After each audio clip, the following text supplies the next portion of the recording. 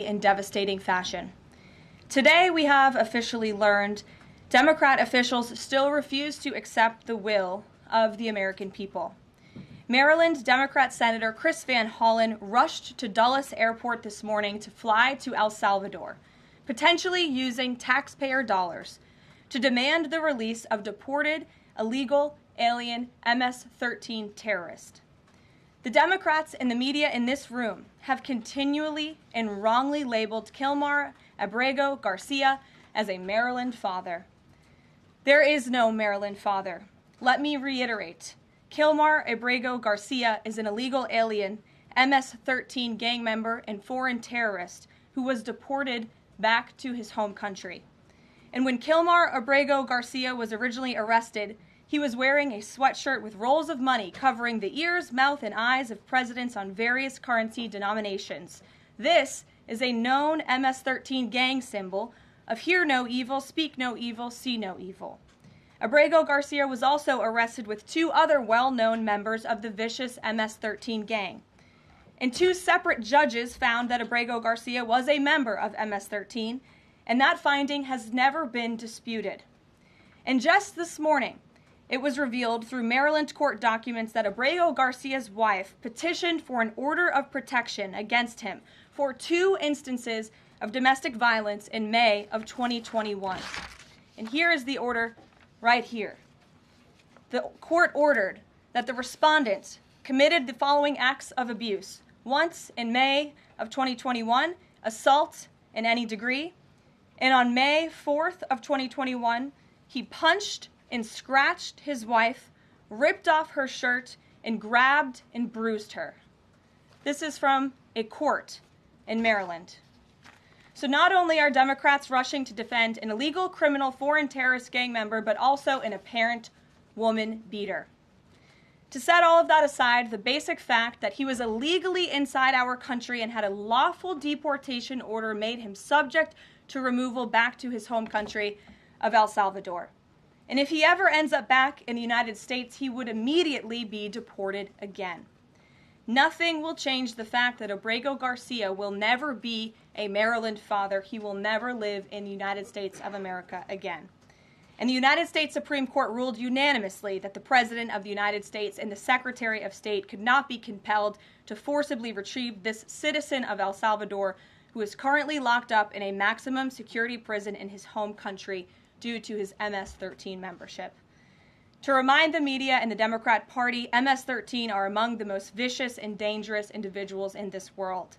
They pose a direct threat to the United States, El Salvador, and any other country who maintains basic law and order. MS-13 rapes innocent girls and women, runs sex trafficking operations, murders for sport, and terrorizes law-abiding people.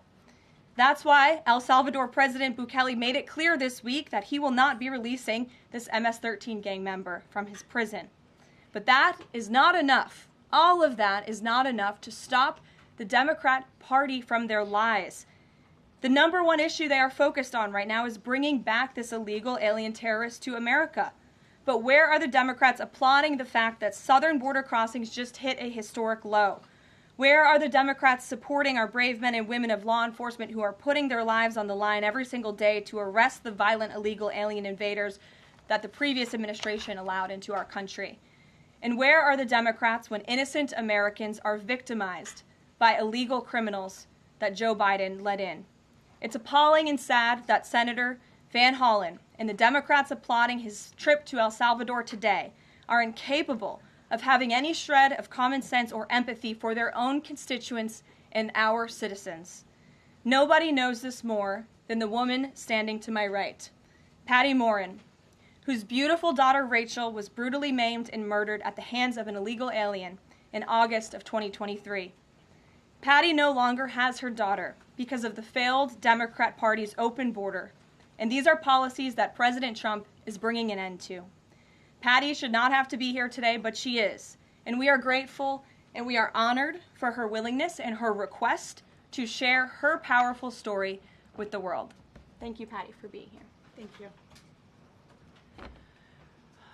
A lot of you don't know the whole story about Rachel and about the crime that was committed against her.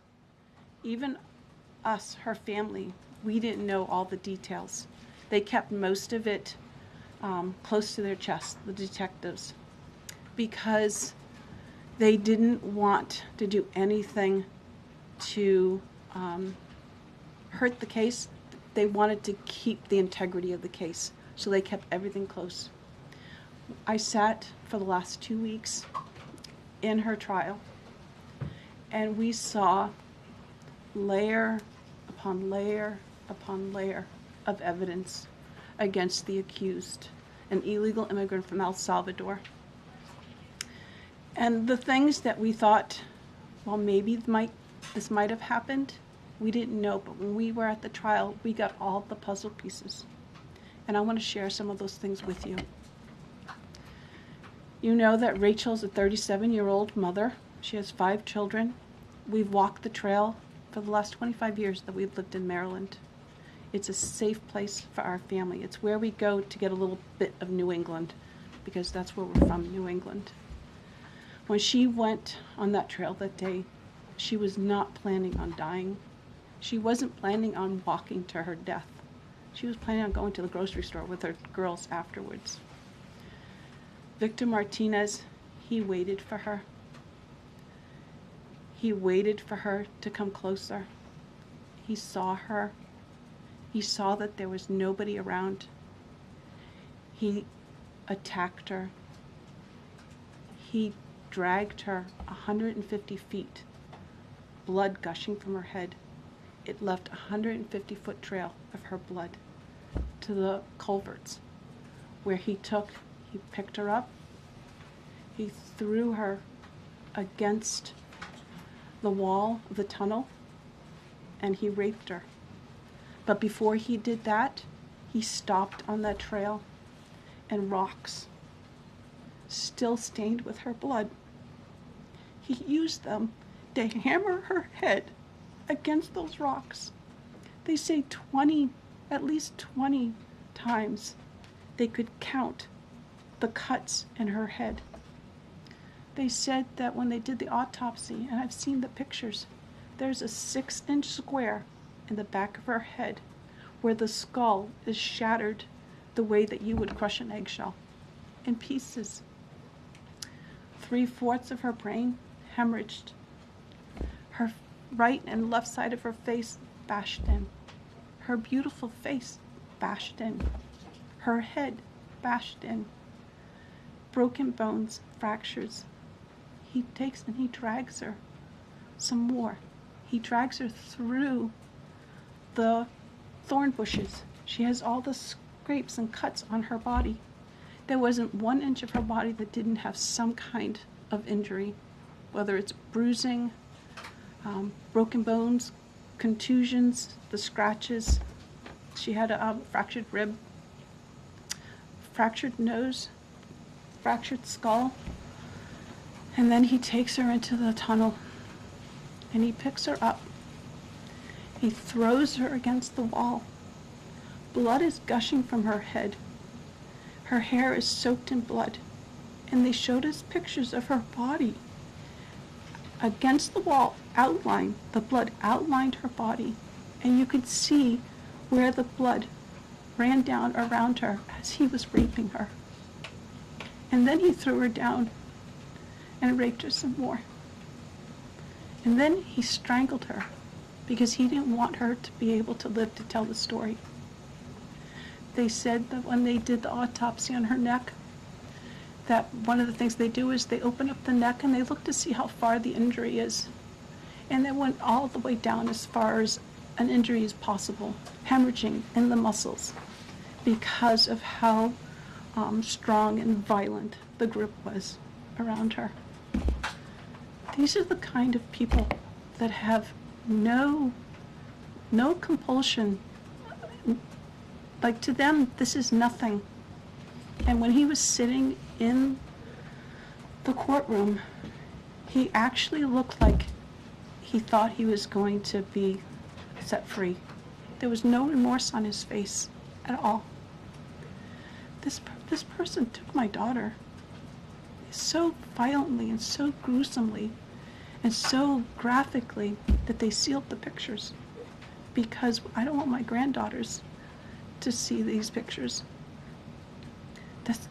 These are the kind of criminals President Trump wants to remove from our country. These are the kind of criminals that we need to remove from our country. We are American citizens. Why should we allow people like this, violent criminals that have no conscience at all, to murder our mothers, our sisters, our daughters? I don't understand why there's even any kind of problem with this. And it's not that it's political, like the left or the right, although I understand different parties have used it in the past. But we have to look at it as we are American citizens. We need to protect our families, our borders, our children. I don't care about politics. Well, I do, but I want to preserve life. And that's the only reason why I have taken and spoken about Rachel all this time. If you're a mother here in the room, can you imagine standing there alive? You're alive, and someone comes and puts their hands into your chest and rips out your heart? That's what it feels like. It feels like a part of you is being ripped out of you. You can't even describe the pain. Just like you can't describe to your husband what it feels like to carry a baby in your womb, or to feel those first kicks, or to know just intuitively if it's a boy or a girl. It's only a thing that a mother knows. Why are we not protecting the American citizens? It's just common sense. Why are we not protecting our children?